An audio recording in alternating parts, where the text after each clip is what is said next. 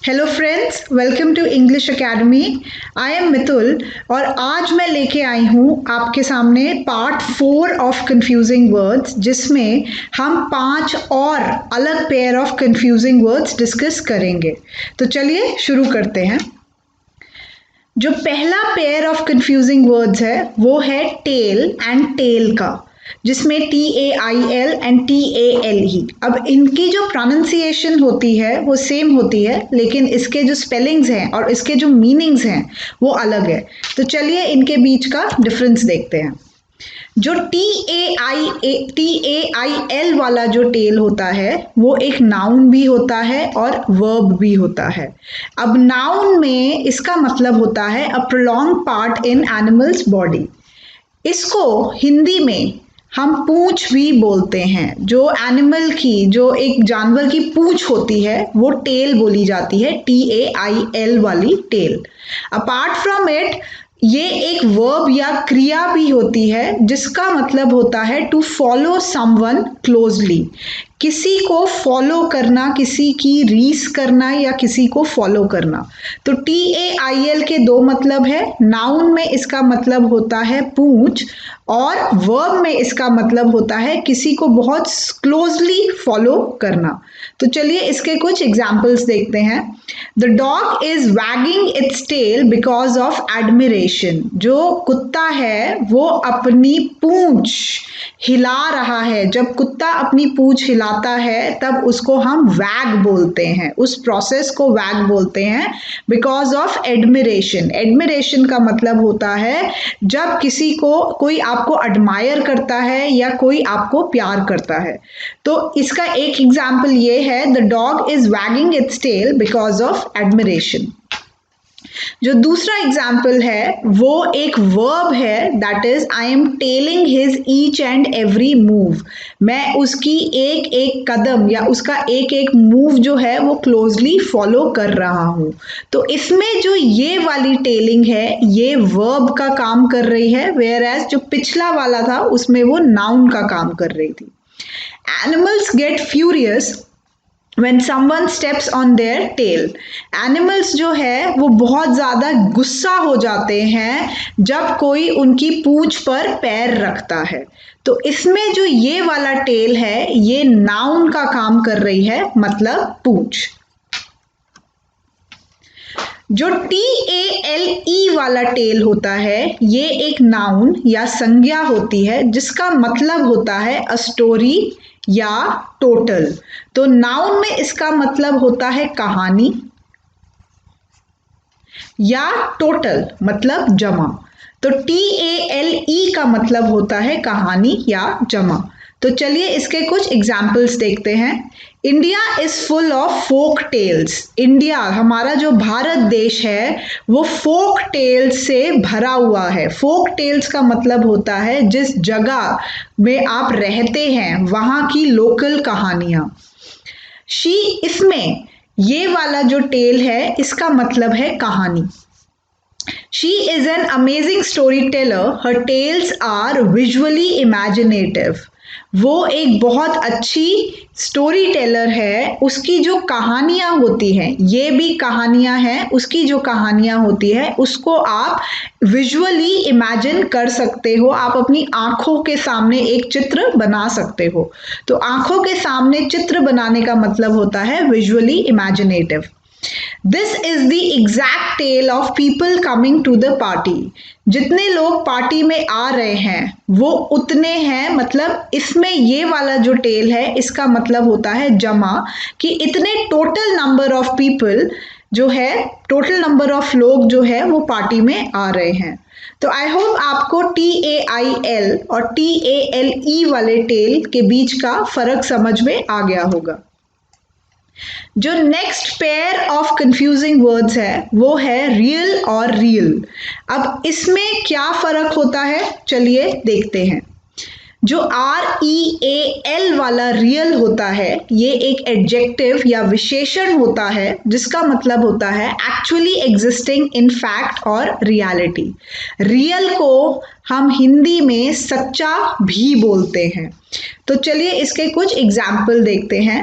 Real people these days are hard to find. जो सच्चे लोग होते हैं आजकल वो बहुत मुश्किल से पाए जाते हैं। I bought a real diamond from south Africa. मैं साउथ अफ्रीका से असली डायमंड लेके आया। तो इसमें रियल का मतलब और क्या होता है? असली। She is giving you a real solution to the problem. वो तुम्हें इस प्रॉब्लम का बिल्कुल असली फूल प्रूफ सोल्यूशन बता रही है। तो हमारा जो REAL वाला रियल होता है इसका मतलब होता है सच्चा और असली। जो REEL वाला रियल होता है ये एक नाउन भी होता है और ये एक वर्ब भी होता है। नाउन में इसका मतलब होता है a cylinder in which fire thread are wound. तो आपकी जो ये जो फिल्म वाली रील है ये बेसिकली एक नाउन है और इस वाले रील का मतलब होता है ये जो फिल्म में जो आपकी ये जो सिलेंडर शेप्ड है इसमें जो आपकी फिल्म की पूरी जो नेगेटिव होती है इसको हम लोग रील बोलते हैं। अपार्ट फ्रॉम इट वर्ब में इसका मतलब होता है winding something on cylindrical thing. अब अगर ये सिलेंड्रिकल चीज में हम वो नेगेटिव अगर बांध रहे होंगे तो उस प्रोसेस को हम लोग रील बोलते हैं जो एक वर्ब है। चलिए इसके कुछ एग्जाम्पल देखते हैं। A real life is always different from real life. जो आपकी रियल लाइफ होती है वो आपकी रियल लाइफ से बहुत ही अलग होती है। असली लाइफ, असली जिंदगी जो होती है वो आपकी पिक्चर वाली जिंदगी। इसमें रील का मतलब होता है जो आपकी रील में कैद होती है, मतलब जो एक वर्चुअल चीज भी हो सकती है या आपकी जो सिनेमैटिक चीज भी होती है। तो हमारी जो असली जिंदगी है वो रील लाइफ जो एक नेगेटिव में कैद होती है उससे अलग होती है। They are reeling the measuring tape. अब इसमें ये एक वर्ब का काम कर रहा है, मतलब कि वो मेजरिंग टेप में जो है वो मेजरिंग टेप में उस टेप को बांध रहे हैं, मतलब उसको रील कर रहे हैं। ये एक वर्ब है। Could you please pass on this reel of thread. क्या आप इस रील ऑफ थ्रेड को पास कर सकते हैं। इसमें भी ये एक नाउन का काम कर रही है, मतलब वो जो सिलेंड्रिकल शेप में आपकी कोई चीज धागा या आपका कोई नेगेटिव जो बंधा होता है उसको हम रील बोलते हैं। तो आई होप आपको रियल और रील के बीच का अब मतलब समझ में आ गया होगा। जो next pair of confusing words है वो है अर्न एंड अर्न। अगेन इनकी प्रोनाउंसिएशन सेम है लेकिन स्पेलिंग्स और मीनिंग्स अलग है। तो चलिए इसके बीच का डिफरेंस देखते हैं। जो पहला वाला अर्न है EARN वो एक वर्ब या क्रिया होती है जिसका मतलब होता है to obtain money in return of labour और सर्विसेज। इसको हिंदी में हम लोग कमाना भी बोलते हैं। जो आप पैसे कमाते हैं उसका मतलब होता है अर्न। लेकिन सिर्फ पैसे कमाना नहीं होता, आप कोई रिस्पेक्ट भी जो कमाते हैं उसके लिए भी हम टर्म यूज करते हैं अर्न। तो अर्न का बेसिक मतलब होता है कमाना, वो पैसा भी हो सकता है और रिस्पेक्ट भी हो सकता है। तो चलिए इसके कुछ एग्जाम्पल्स देखते हैं। She is earning 50K per month from his work. वह जो है वो महीने के 50,000 रुपए कमा रही है। तो इसमें ये वाला अर्न आएगा जो एक वर्ब है। You don't command respect, you earn it. आप जो है वो रिस्पेक्ट मांग नहीं सकते, आप रिस्पेक्ट कमाते हैं। अगेन ये एक वर्ब का काम कर रहा है। He earns 5K per day from his food stall. वे अपने खाने के स्टॉल से रोज के 5,000 रुपए कमाता है। इसमें भी ये एक वर्ब का काम कर रहा है। जो URN वाला अर्न होता है वो एक नाउन या संज्ञा होती है जिसका मतलब होता है अ टॉल एंड राउंडेड वास। हिंदी में हम इसको घड़ा भी बोलते हैं। तो आपका जो घड़ा होता है जिसमें आप पानी पीते हैं या जिसमें आप ज़रूरी सामान रखते हैं, पुराने ज़माने में घड़े में अशर्फियाँ और ज्वेलरी रखी जाती थी, तब उधर उसको अर्न बोला जाता था। आज भी अर्न बोला जाता है। तो इसका मतलब होता है घड़ा। चलिए इसके कुछ एग्जाम्पल्स देखते हैं। Archaeologist found earns during excavation. Archaeologist वो लोग होते हैं जो पुरानी चीज़ों की स्टडी करते हैं। उनको घड़े मिले एक्सकेवेशन। एक्सकेवेशन का मतलब होता है जो वो खुदाई करते हैं पुरानी चीज़ों को ढूंढने के लिए, उसको एक्सकेवेशन कहते हैं। तो archaeologist found earns during excavation, ये घड़ा है और ये एक नाउन है। They took the ashes of their grandmother in the urn. उन्होंने अपनी दादी की अस्थियां, एशेस, अस्थियों को हम एशेस बोलते हैं, उन्होंने अपनी दादी की अस्थियां घड़े में ली। That urn is archaic yet beautiful. वह घड़ा जो है वो आर्काइक है। आर्काइक का मतलब होता है पुराना, जिसका रिलेशन हिस्ट्री से हो, लेकिन सुंदर है। तो आई होप आपको EARN और URN वाले अर्न के बीच का मतलब समझ आ गया होगा। जो next pair of confusing word है वो है वेरी एंड वेरी। अब इसके बीच में प्रोनाउंसिएशन की भी थोड़ा सा डिफरेंस है, बट इसके स्पेलिंग्स और इसके मीनिंग्स में भी डिफरेंस है। तो चलिए देखते हैं। जो VERY वाला वेरी होता है वो एक एडवर्ब और एडजेक्टिव दोनों होता है, जिसका मतलब होता है अ हाई इन डिग्री या एक्चुअल एंड एक्सट्रीम पॉइंट। दोनों का मतलब होता है बहुत ज़्यादा। अब वो आप एडवर्ब में देख सकते हैं या वो आप एडजेक्टिव में देखते हैं, तो ये दोनों डिग्रीज होती हैं इसमें। इसके कुछ एग्जाम्पल्स हैं। The teacher is very much impressed with his personality. जो टीचर है, अध्यापक है, वो उसकी पर्सनैलिटी से बहुत ज़्यादा इम्प्रेस हुई। This was his very move. ये उसका इकलौता और एक्चुअल मूव था। I will start from the very beginning of the story. मैं स्टोरी के एकदम शुरुआत से, एक्सट्रीम एंड मतलब एकदम शुरुआत से स्टार्ट करूंगा। तो आई होप आपको वेरी का एग्जैक्ट मतलब समझ में आ गया होगा। जो VARY वाला वेरी है वो एक वर्ब होता है या क्रिया होती है, जिसका मतलब होता है डिफर इन साइज या अमाउंट एंड डिग्री। तो वेरी का मतलब होता है किसी चीज का डिफरेंस। दो चीजों को जब आप कंपेयर करते हो, उनके बीच का जो डिफरेंस होता है उसका मतलब होता है वेरी। तो चलिए इसके कुछ एग्जाम्पल्स देखते हैं। The amount of rainfall varies from place to place.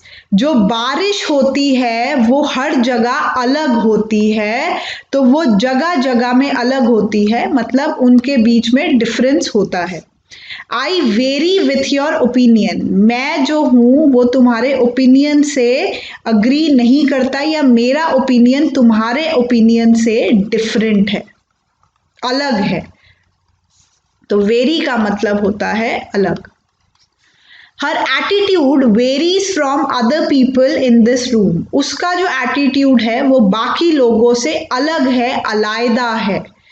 तो इसमें ये जो वेरी होता है इसका मतलब होता है डिफरेंट, अलग या अलग। तो आई होप आपको वेरी और वेरी के बीच का फर्क अब समझ में आ गया होगा। जो next pair of confusing words है वो है एमिग्रेट एंड इमिग्रेट, और इसमें बहुत लोग कंफ्यूज होते हैं। एंड इसका कंफ्यूजन जो है वो मतलब मैंने काफ़ी लोगों के अंदर देखा है, तो मैं आज आपका ये कंफ्यूजन क्लियर कर देती हूँ। जो एमिग्रेट होता है वो एक वर्ब होता है या क्रिया होती है, जिसका मतलब होता है to leave one's native country and settle in another one. Native country का मतलब होता है जहाँ के आप मूल निवासी होते हैं। तो नेटिव का मतलब होता है मूल। तो अगर इंडिया अगर मैं भारत देश की मूल निवासी हूँ तो इंडिया मेरी नेटिव कंट्री है, क्योंकि मैं यहाँ पे पैदा हुई हूँ। तो एमिग्रेट का मतलब होता है अपनी नेटिव कंट्री छोड़ के किसी दूसरी कंट्री में जाकर सेटल हो जाना। तो अगर मैं इंडिया में रह रही हूँ और मुझे US जाना है तो मैं एमिग्रेट करूंगी, इंडिया छोड़ के US जाके सेटल हो जाऊंगी। तो चलिए इसके कुछ एग्जाम्पल्स देखते हैं। They emigrated this year to the US. इस साल वो अपनी नेटिव कंट्री छोड़ के यूएस में जाकर सेटल हो गए। The emigrant population in that country is high. उस कंट्री में जो मूल निवासी है उनकी पॉपुलेशन बहुत ज़्यादा है। मूल निवासी मतलब वो मूल निवासी किसी दूसरी कंट्री से आए हैं और उस कंट्री में जाकर सेटल हो गए हैं। Some countries have barred immigrants to enter their boundaries. कुछ कंट्रीज ने एमिग्रेंट्स या मूल निवासी जो है उनको बार किया है, मतलब मना किया है उनकी बाउंड्रीज में एंटर करने के लिए। और आजकल ये काफ़ी हो रहा है, बहुत सारी कंट्रीज में हम ये देख रहे हैं। तो एमिग्रेट का मतलब आई होप आपको समझ में आ गया होगा और इसको बेस्ट तरीके से समझा जा सकता है इस इमेज के थ्रू कि कोई इंसान अपनी कंट्री छोड़ के जा रहा है। तो जब आप अपनी कंट्री छोड़ के जाते हैं तो उसको हम बोलते हैं इमिग्रेट। इमिग्रेट का मतलब होता है, वो भी एक वर्ब या क्रिया होती है जिसका मतलब होता है किसी फॉरेन लैंड में जाकर परमानेंटली सेटल हो जाना। अगर मैं भारत छोड़ के यूएस जा रही हूं तो मैं यूएस में इमिग्रेट हो रही हूं और भारत से एमिग्रेट हो रही हूं। इसके कुछ एग्जाम्पल्स देखते हैं। After partition lot of people immigrated to this country. Partition के बाद जो बंटवारा हुआ था, बहुत सारे लोग जो थे वो इस कंट्री में आके इमिग्रेट हो गए। तो अगर हम इंडिया और पाकिस्तान के पार्टीशन की बात करते हैं तो पाकिस्तान से बहुत लोग इंडिया आके सेटल हो गए थे या इंडिया में इमिग्रेट हो गए थे। तो पाकिस्तान से आए हुए जो लोग हैं उनको हम इमिग्रेंट्स बोलते हैं, मतलब वो इंडिया आके सेटल हो गए। The immigrant population in this country is high because of the poverty prevailing in other countries. इस कंट्री में immigrant population जो वहाँ से लोग आए हैं और सेटल हो गए हैं उनकी population ज़्यादा है क्योंकि बाकी कंट्रीज में गरीबी या भूखमरी ज़्यादा है। They are immigrants from Syria. वो सीरिया से आए हुए इमिग्रेंट्स हैं, वो सीरिया से आए हुए हैं और वो इस कंट्री में आके सेटल हो गए हैं। और इमिग्रेट का सबसे अच्छा जो आपको आइडिया मिल सकता है वो इस इमेज से मिल सकता है कि किसी दूसरी कंट्री, इस कंट्री में आके लोग सेटल हो रहे हैं। तो आई होप अब आपको एमिग्रेट और इमिग्रेट के बीच का फर्क समझ में आ गया होगा। एक बार मैं आपको फिर से ये कंफ्यूजन क्लियर कर देती हूँ। एमिग्रेट का मतलब होता है अपनी कंट्री, अपनी नेटिव कंट्री छोड़ के जब हम किसी दूसरी कंट्री में सेटल होते हैं। तो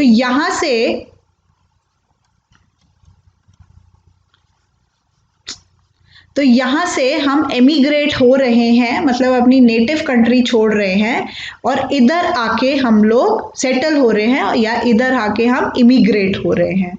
तो आई होप आपको अब एमिग्रेट और इमिग्रेट का मतलब समझ में आ गया होगा। अब चलते हैं कुछ प्रैक्टिस क्वेश्चंस की तरफ। Sit here I will tell you one tale या टेल। इसमें कौन सा वाला टेल आएगा? आप इधर बैठो, मैं आपको एक कहानी सुनाता हूं। तो इसमें कौन सा वाला टेल आएगा? यस, ये वाला टेल, मतलब कि कहानी। She is one real person. वह एक अच्छी सच्ची इंसान है।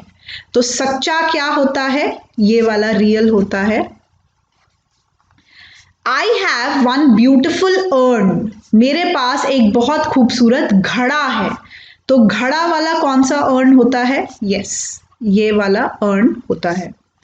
This is real image. I don't believe it. ये जो है ये असली इमेज नहीं है, ये एक नेगेटिव इमेज, ये एक नेगेटिव में आई हुई या एक पिक्चरिस्क इमेज है। ये पिक्चर वाली इमेज है और मैं इसमें विश्वास नहीं करता। तो पिक्चर वाली कौन सी इमेज होती है? ये वाली, that is real. The immigrant population in this country is high. इस कंट्री में जो इमिग्रेंट या एमिग्रेंट पॉपुलेशन है वो ज़्यादा है, तो इसमें कौन सा वाला इमिग्रेंट आएगा? इसमें ये वाला इमिग्रेंट आएगा। इमिग्रेंट का मतलब होता है कि जिस कंट्री में जाके वो लोग सेटल हो गए हैं। आई एम वेरी एग्जॉस्टेड, मैं बहुत ज़्यादा थक गया हूँ। तो बहुत ज़्यादा की डिग्री क्या होती है? ये, that is very. They emigrated to London, वो यहाँ से छोड़ के, अपनी नेटिव कंट्री को छोड़ के लंदन जाके सेटल हो गए।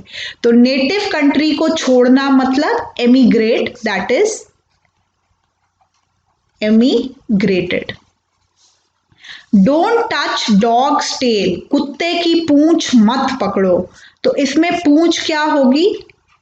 ये वाला टेल होगी। His personality varies या varies from others, उसकी जो पर्सनैलिटी है वो बाकियों से अलग है।